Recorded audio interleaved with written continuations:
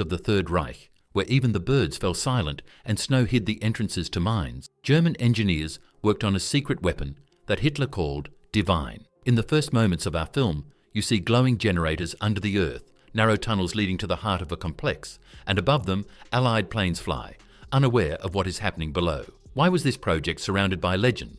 And what was hidden behind the grand name, God's Weapon? It turned out to be far darker than anyone imagined. Isolated sites were not chosen by chance. Among misty Bavarian mountains and dense forests lay complexes that many assumed were mine. But underground, work was underway on a mysterious device that Nazi ideologues said would change the course of the war. In Hitler's correspondence, it was called Gottes Waffe, God's Weapon. The project was overseen by General Hans Kammler, who also supervised the construction of death camps and V-2 rockets. That fact alone makes one wonder. If the same man oversaw mass murder and a secret weapon, perhaps there was a grim connection between them. Witnesses recalled how hundreds of prisoners were brought to these zones to dig tunnels and build concrete domes. Among them were Ukrainians, Poles, French, Jews, anyone deemed an enemy of the Reich. They worked 10 to 12 hours with no break. Most died from exhaustion and disease. In one camp, codenamed Blizzard, of 2,000 prisoners, only 300 survived. These numbers shock us, but for the Nazis, they were merely units to be replaced. What was God's weapon? One version speaks of a sun gun, a giant mirror in orbit that would focus sunlight on Earth and burn cities. Proposed in 1929 by Hermann Oberth, the project was revived during the war. Engineers imagined a mirror 30 kilometers wide, built in orbit and aimed at Allied cities. Imagine London or New York sees a strange glow on the horizon, and seconds later, the streets become a fiery hell. It sounds like science fiction, yet documents show German engineers seriously discussed the plan, drew diagrams, calculated orbits, and even experimented with small models. Another version tells of a mysterious device called Die Glocke, the bell. In SS records, the project was coded Chronos. Witnesses described a 3-meter metal object covered in strange runes. Inside were cylinders spinning at enormous speed, producing light and powerful electromagnetic fields. They say the bell caused plants and animals to die, and even made people disappear. Why? Some believe the Nazis wanted a time machine to alter the past. Others think it was a weapon that could warp gravity and move objects. But behind this esoteric facade lurked a terrible secret. For the bell tests, concentration camp prisoners were used, dying from radiation exposure.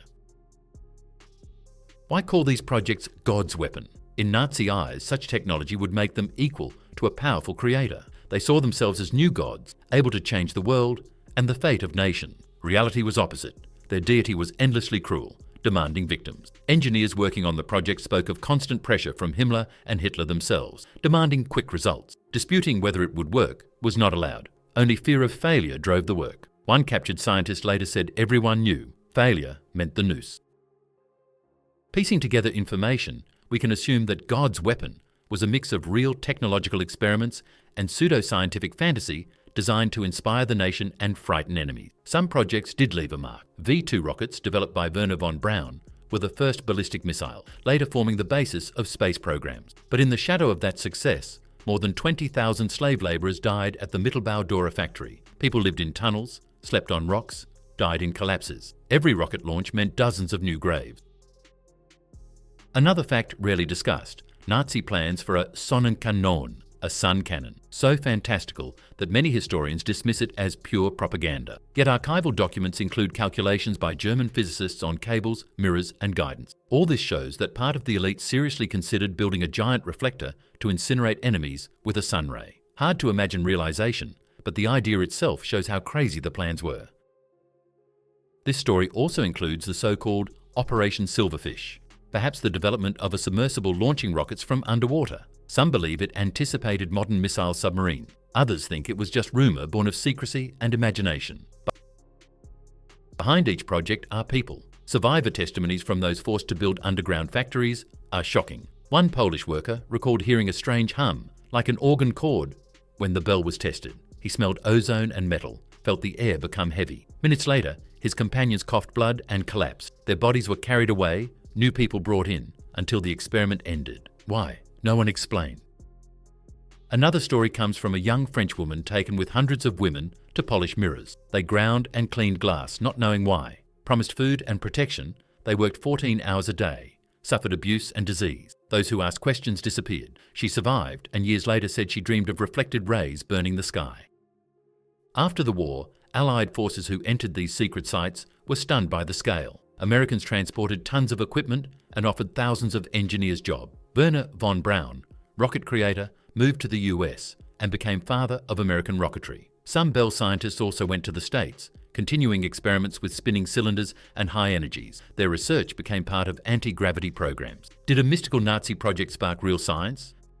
Many believe myths about the Bell and the sun gun are post-war speculation. With documents destroyed, historians and journalists pored over every scrap. Someone invented a time machine story, someone else a portal to otherworld. Each version added allure. In the 1950s, British papers wrote of secret machines, American magazines wrote of time experiments, and UFO enthusiasts saw in the Bell a link to flying saucers. How much truth?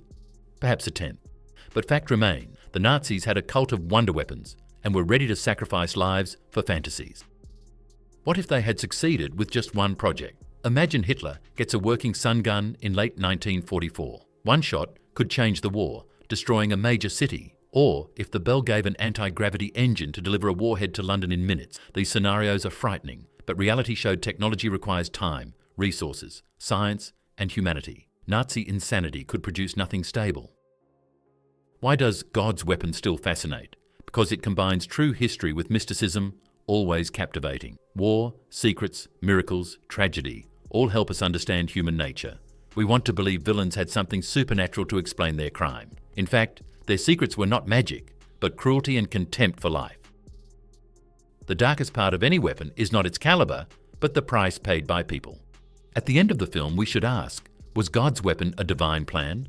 Or was it a weapon against God because it was used to destroy people? Each viewer can decide. We tell this story to remind that behind grand names often lies pain. This video is purely educational and documentary in nature. It contains no ideology or propaganda.